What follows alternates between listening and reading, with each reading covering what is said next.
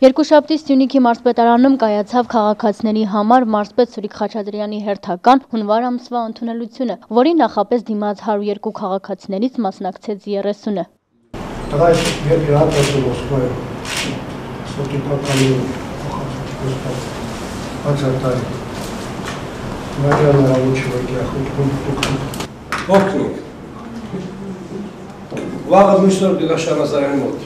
Քաղաքացիները տարբեր խնդրանքով էին դիմել մարզպետին՝ աշխատանքի ընդունման, դրամական օգնության, վիրահատության, տան-տանիքի վերանորոգման եւ այլն։ Գրիշան շատ անկանոն վիճակում է, էլ չեմ կարողանում ջրերի առաջ փակել։ Սենյակներս, հատեղաշորս, պաստերների մեջ ամոթնում։ Դա 4-ի 28-ում ապրում ես։ Ինքն էլ նույն շենքան։ 3 հարց է։ Առաջինը լիֆտը հեսա մի տարուց ավելա չի աշխատում։ Շենքի հետևը առաջ ասֆալտը քանդել է։ Այդ վերևի լրի ջրերը գալիս է մոտնում է տանը։ Շենքի տակը։ Կարող է շենքը փլվել։ 100-ից ավել մի գյուղ տոն ապրում է։ Կարող է փլվել։ Մեկ էլ տանիք հենակյատում ամենակշարած։ Սյունիքի մարզպետ Սուրիկ Խաչատրյանը տարվա առաջին ընդունելությանը մասնակցած 30 քաղաքացիներին տվեց դրական պատասխան։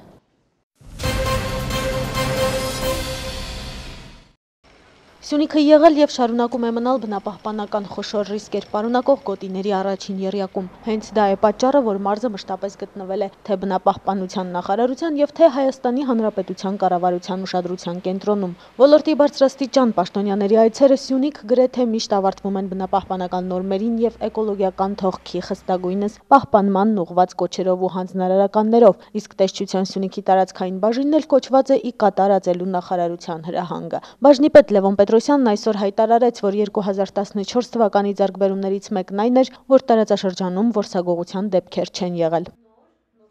Հիմնական խախտումները վերաբերվում են եւ ասենք բուսական աշխարհին, կենդանական աշխարհին, ջրային ավազանին, հողային պաշարներին։ Ուրեմն բուսական աշխարհի ուղղությամբ վարչական տուգանքների թիվը կազմել է 19 անձի նկատմամբ, շուրջ 630,000 դրամի տուգանք է ներկայացվել, իսկ համեմատելով 2013 թվականի հետ, այն եղել է 15 անձի նկատմամբ, շուրջ 420,000 դրամի չափով։ Ընդհանուր առմամբ վարչական տուգանքը 2014 թվականին կազմել է 13 միլիոն դրամ, ինչը 3 միլիոնով ավելին է 2013 թվականի համեմատ։ Դեռ 1 միլիոն դրամ կազմող մեկ վարույթ էլ դատական փուլում է։ Իրավախախտման դեպքերը տարեցտարի նվազում են, ասում է Լևոն Պետրոսյանը։ Վերջինս դա պայմանավորում է նաև Զանգեզուր կենսոլորտային համալիրի ստեղծմամբ։ Նրանք օգնում են իրենց հսկողություն են իրականացնում տարածաշրջանում, ողջ տարածաշրջանում եւ այս տոնական օրերին նրանք նույնպես մեզ հետ միասին ամբողջությամբ այդ ազատ օրերին վերահսկողություն էին իրականացնում տարածաշրջանում եւ միգուցե հենց այդ զգոնությունն է, որ ասենք որսագողություններ եւ ծառահատումներ եւ եղևնիների ծառահատումներ չի կատարվել եւ ասենք որսագողության խոշոր դեպքեր չի արձանագրվել։ Ընթացիկ տարի պլանային ստուգումներ կանցկացվեն 28 կազմակերպություններում։ Ընդգրկված են տարբեր եւ ասենք կան հեկեր կան եւ արտադրական ձեռնարկություններ կան եւ ճանշիներ կան մետաղական ձեռնարկությունները ստուգումները իրականացվում է տեսչության կողմից համատեղ իրենց հետ են իրականացում ստուգումներ այս տարի իհարկե մետաղական ձեռնարկություններում նույնպես անցկացվում են ստուգումներ 2014 թվականին նույնպես իրականացված է ստուգումներ, դեռևս ստուգումները չեն ավարտված, ընթացքի մեջ են մետաղական ձեռնարկություններում։ Եվ 2015 թվականին նույնպես այդ ստուգումները կիրականացվեն։ Նախորդ տարի գայլավորս կազմակերպելու համար կառավարությունը 20 միլիոն դրամ էր հատկացրել։ Սյունիքի մարզից փորձաքննության է ուղարկվել գայլի 15 մորթի, որից 3-ը ետ է ուղարկվել։ Որսաշրջանն ավարտվում է փետրվարի 15-ին եւ Լևոն Պետրոսյանը նախատեսում է մինչ այդ գայլավորս կազմակերպել հատկապես Գեղիի տարածաշրջանում։ Այս նախաձեռնության համար ոլորտի պատասխանատուն լուրջ դրդապատճառ ունի։ Այսօր Գեղիի տարածաշրջանից մեկ բնակիչ է եկել, որ նաև գյուղապետն էր ահազանգել, որ գայլերը հոշոտել են ձի։ Գայլերը հոշոտել են ձի եւ այդ բնակիչը դիմում էր մեզ վնասի վերականգնման հարցով։ Մենք իհարկե վնասի վերականգնում չենք կատարում, նման ասենք դեպք չկա եւ այդ հնարավորությունը չունենք, ուղղակի բնակիչները, քաղաքացիները, գյուղացիները պետք է իրենց կենդանիների նկատմամբ լինեն մշտական, ասենք, հսկողության տակ պահեն, որպեսզի նման դեպքերից խուսափեն։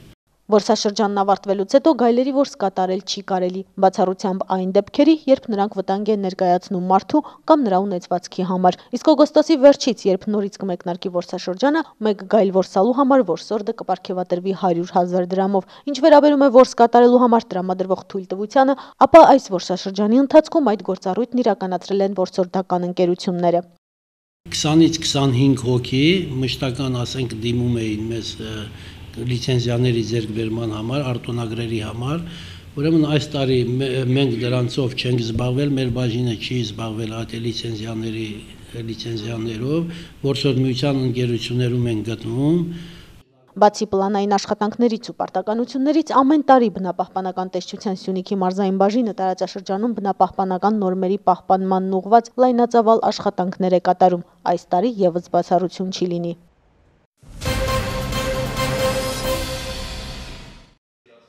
Այսօր Սյունիքի մարզպետի խորհրդական գնդապետ Հովհաննիսյանը այցելեց Կապանում տեղակայված զորամասերից մեկը։ Վոլոդիա Հովհաննիսյանը հայոց բանակի կազմավորման 23-րդ տարեդարձի կապակցությամբ Սուրիկ Խաչատրյանի անունից շնորհավորեց բոլոր զինվորներին ու զինծառայողներին։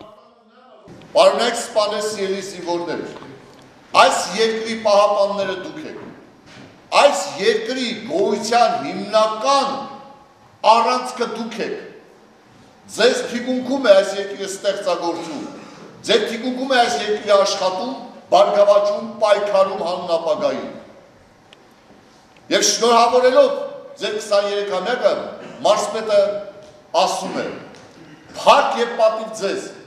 փառք եւ պատիվ ձեր ծառայությանը, փառք եւ պատիվ ձեր հաղթանակած բանակի էությանը։ Թույլ տվեք շնորհավորել ձեզ բանակի 23-րդ տարեդարձի կապակցությամբ եւ ասել, որ դուք հաղթանակած բանակի զինծառայողներ եք։ Այդ հաղթանակած սուրը մեր սերունդը, ես, Տիկին Մելանյան, որը մարտական գործողությունների ակտիվ մասնակից է, տասնյակ հազարավոր հին տղաներ, սպաներ, այդ հաղթանակած սուրը տվել ենք ձեզ, այն բարձր պահեք, ամուր պահեք եւ հիշեք, որ այդ սուրը պետք է միշտ պատրաստ լինի հայի դեմ զենք բարձրացնողի գլուխը կտրելու։ Վոլոդիա Հովհաննիսյանը անդրադառնալով 23 տարի առաջ կազմավորված հայոց բանակի անցյալին ու ներկային, զինվորներին վստահեցրեց, որ իրենք եւս պետք է հպարտ լինեն, որ հայոց բանակի մի մասն են կազմում։ Ծառայում են հերոսական քաղաք Կապանում ու այն զորամասում, որտեղ եւ աշխատեց ինքը։ Այսօր մենք բոլորս հպարտանում ենք, որ մենք ունենք բանակ, մենք բոլորս հպարտանում ենք, որ մեր բանակը արդեն 23 տարեկան է։ Գիտեք, ինչ է նշանակում հայի համար բանակը, ինչ է նշանակում հայոց բանակը։ Հայոց բանակը նշանակում է, որ այլևս եղեր չի լինելու։ Հայոց բանակը նշանակում է, որ այլևս թուրքը իր նիզակը չի տնկելու հայոց օջախի առաջ եւ տեր լինի ամեն ինչին, հարսին, տղային, եղածին, պատվին։ Հայոց բանակը նշանակում է, որ այսօր հայը սերմը գցում է հողին եւ բերքը վայելում է։ Նշանակում է պետություն, նշանակում է մայրաքաղաք։ Հասա է հայոց բանակը։ Գիտեք, մի թևավոր խոսք կա, որ հայ ժողովրդի գոյության հիմնական գրավականը հայոց բանակն։ Դա թևավոր խոսք է ամբողջ աշխարհում, բայց մեզ համար, հայի համար, դա ապրելակերպ է, կեցություն է, գոյություն է։ Մարզպետի խորհրդականը Սուրիկ Խաչատրյանի անունից դրամական պարգև հանձնեց ծառայության մեջ աչքի ընկած մի շարք զինծառայողների։ Հայոց բանակի 23-րդ տարեդարձի կապակցությամբ մարզպետի խրախուսանքին արժանացան առաջին և 4-րդ բանակային կորպուսների թվով 72 զինծառայող։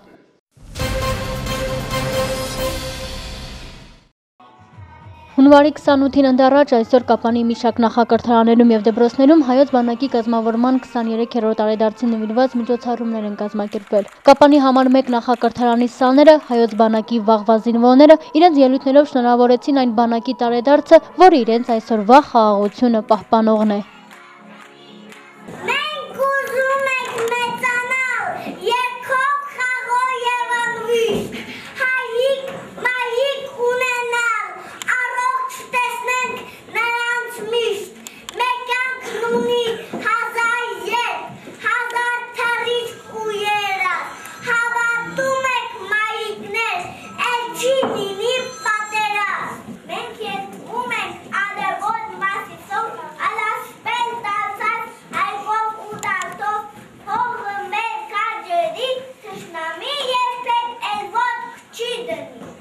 Հայոց բանակին ու սահմանին կանգնած բոլոր զինվորներին շնորհավորեցին նաև Կապանի զինկոմ Լեոնիդ Գրիգորյանը, նախակրթարանի տնօրեն Քրիստինե Սողոմոնյանը։ Այն տղաները, ովքեր ժամանակին մեզ սիրելի բալիկների նման մանուկ են եղել, ոգով հայրենասիրական դաստիարակվել են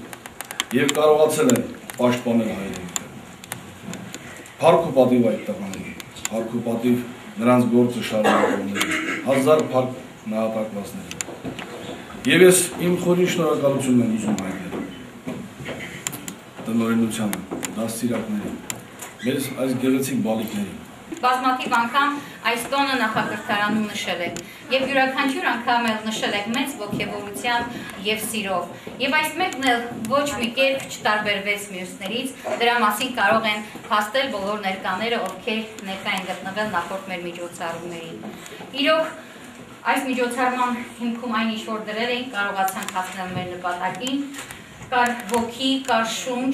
կար սեր, խոսքը վերաբերում է հայրենասիրությանը, կար հաղթանակ։ Ես ուզում եմ բոլորիդ ողջունել և ցանկանում եմ միայն կրկին անգամ կարող է կրկնվել խաղաղություն։ Բանակի նվիրված միջոցառումներ անցկացվեց նաև Կապանի համար 2 ավագ և 1 միջնակարգ դպրոցներում։ Շողում է սուրը զինվորի ձեռքին, զենքը լռում է, զինվորն է երգում։ Լրսի զինվորին իմ փոքրիկ տղա, խաղաղ աշխարհում զվարթ խաղաղ։ Այս ուրախ օրը զենքով է եկել, քաջ զինվորների երգով է եկել։ Երբ ծիծաղում ես դու մանուկ իմ շիր, ծիծաղը փրկող զինվորին հիշիր։ Մեր ժողովրդի նորագույն պատմության մեծագույն ձեռքբերումներից մեկը հայոց բանակն է, որը ստեղծվեց և կայացավ երկրի և ժողովրդի համար չափազանց դժվարին ժամանակահատվածում, կազմավորմանն ու կայացմանը զուգահեռ պատերազմներով։ 1992-ից 93 թվականներին երկրապահ կամավորական ջոկատների և բանակ զորակոչված զինակոչիկների միավորումով ստեղծվեց բանակ։ 1992 թվականին հունվարի 28-ին կառավարությունն ընդունեց Հայաստանի Հանրապետության Պաշտպանության նախարարության մասին պատմական որոշումը։ Շնորհավորում եմ բոլորիս հայոց բանակի կազմավորման 23-րդ տարեդարձի կապակցությամբ։ Ցանկանում եմ, որ միշտ խաղաղությամբ ապրենք, խաղաղ լինի մեր սահմաններին